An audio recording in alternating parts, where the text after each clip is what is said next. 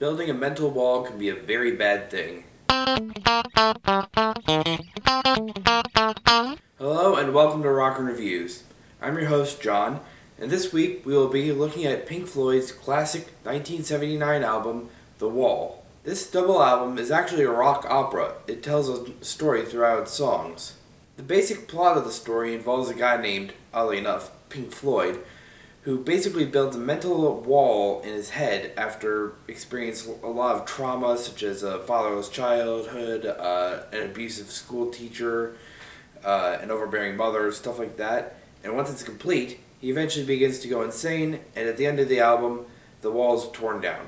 This is an excellent album and one of the first Pink Floyd albums that I've heard. A lot of the classic Pink Floyd songs that you probably heard of, Comfortably Numb, Hey You, and Another Brick in the Wall Part 2, which has the famous line, "We don't need no education," well, they all come off of this album.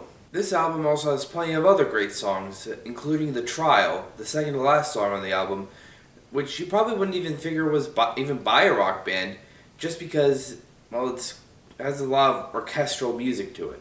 I do have a couple of complaints against this album, but they're pretty minor. First off, if you're not familiar with the story, it's going to be hard to keep track of. Also, the song Hey You, I'm never quite sure where it's supposed to go, because where it is, it just seems kind of odd in the story, you know?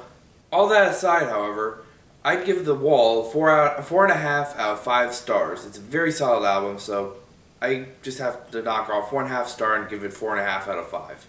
Next week, we will be looking at the Fountains of Wayne album, Welcome Interstate Managers. And this is the famous album that actually has the song Stacy's Mom on it. But that's about all we have time for Rockin' Reviews today. I'm John, and keep rockin'.